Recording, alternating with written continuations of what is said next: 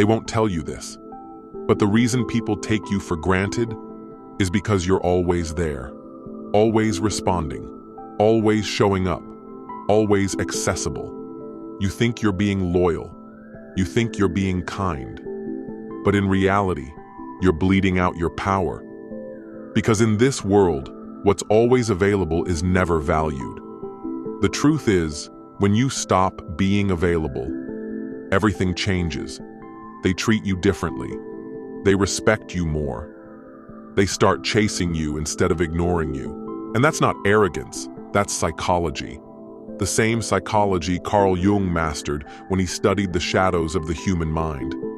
You want to know why people walk past your worth? Why they overlook your presence? Because you're not scarce.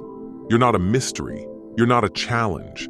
And until you understand the cost of being overly accessible, you'll keep watching people reward the ones who give less, while you keep giving more.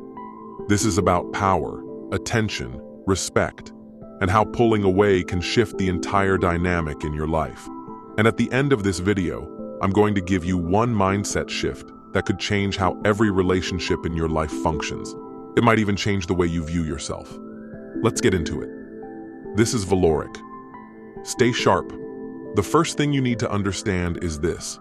People value what's rare, what's earned, what's uncertain. It's a principle hardwired into human psychology. Scarcity breeds desire. Mystery fuels attention. And when you're too available, you eliminate both. Jung believed that our unconscious mind responds to patterns. If you're always present, always texting back instantly, always showing up without hesitation, you've trained others to believe your presence is guaranteed. And what's guaranteed is taken for granted. So when you step back, when you become less available, the pattern breaks. People notice the silence. They feel the gap. And that absence, done right, creates power. Think of it like this. If your favorite food was served to you every single day, you'd eventually stop craving it. You'd eat it without appreciation. But if it disappeared for a while, the next time it shows up, you savor it. Your mind lights up. The anticipation returns. That's what you want to trigger in people, not constant access, controlled presence. Because when your time and attention become earned, they become valuable, and people change how they treat what they value. This is exactly why the most powerful individuals on the planet are rarely seen. They don't flood your inbox. They don't chase conversations. They don't try to be liked. They control their presence. Jung once said, "Solitude is for me a fount of healing, which makes my life worth living." He understood something most people ignore. Withdrawing is not weakness. It's restoration. It's how you reclaim your energy and power. The world tells you to be everywhere, to be visible, to be connected. But that leads to burnout, resentment, and disrespect. Sometimes the most powerful move is disappearance, not to punish others, but to remember your own value. Now let me ask you something directly. Who gets your time? Who gets your energy? Who gets instant access to you without effort? Because the way you manage your availability tells the world what your time is worth. If you answer every call, reply to every message, say yes to every favor, you've told people your time is cheap, that your boundaries are flexible, that your value is negotiable, and they will treat you accordingly.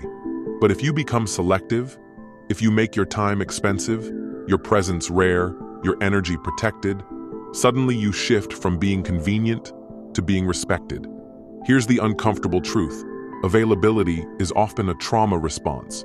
You overextend, you overgive, you always show up, because deep down, you fear being abandoned, rejected, replaced. So you try to prove your worth through presence, but it backfires. Jung taught that what we repress controls us.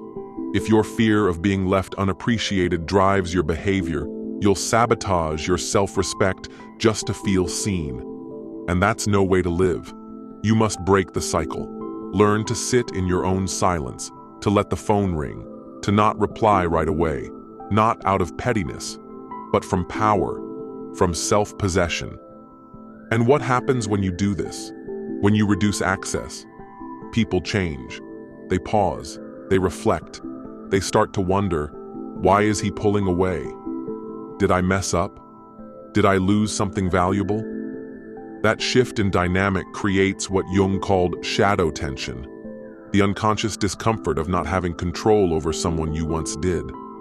That tension births respect, attention, sometimes even obsession. And you didn't yell, you didn't beg, you didn't explain, you just disappeared. That's the kind of leverage silence gives you. And let me make one thing clear. This is not manipulation. This is not a trick. This is clarity. People can't appreciate what they're drowning in, so pull back. And watch how they rise up to meet you. Look at history. Look at strategy. Look at war, politics, business. The ones who win don't broadcast everything. They don't announce every move.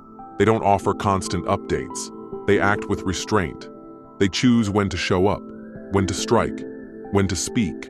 Because timing is power, and control is everything. You need to stop thinking your value lies in how much of yourself you give. Your value lies in how well you manage what you give. Make your time sacred, your space protected, your energy curated. Not everyone deserves you. And when you live like that, the ones who do earn your time will treat it like treasure. Now let's talk relationships. Romantic, professional, social, it doesn't matter. The second you become predictable, you lose magnetism. Predictability is the death of passion, the death of curiosity. When they know exactly when you'll call, how fast you'll reply, how available you are, the thrill dies. But introduce distance, introduce unpredictability. Now you've reactivated the hunt. You've reintroduced the game. You've become a challenge again. And people don't chase what they already have. They chase what's just out of reach. Carl Jung called it individuation, the process of becoming whole. And part of that wholeness is learning to stand alone, to detach from the need to always be present, to find strength in solitude. Because when you can stand alone, you stop being needy. And neediness is the fastest way to destroy attraction and respect. I want you to internalize this. You're not being rude by being unavailable. You're being real. You're protecting your energy. You're building value through absence. Let them feel your silence. Let them wonder. Let them come to you for once. Jung said, "Who looks outside dreams. Who looks inside awakes." When you pull back, you awaken. You remember who you are outside the noise. And from that place, you move differently. Speak less. Demand more. That's not arrogance. That's power. And here's the twist. When you become less available, you become more respected. Your words carry weight. Your opinions hit harder. Your presence has impact. Why? Because it's not constant. It's not cheap. It's rare. It's earned. And humans value what they must earn. That's how psychology works. If you always say yes, your yes means nothing. But if you say yes occasionally, intentionally, it means everything. That's leverage. That's strategy.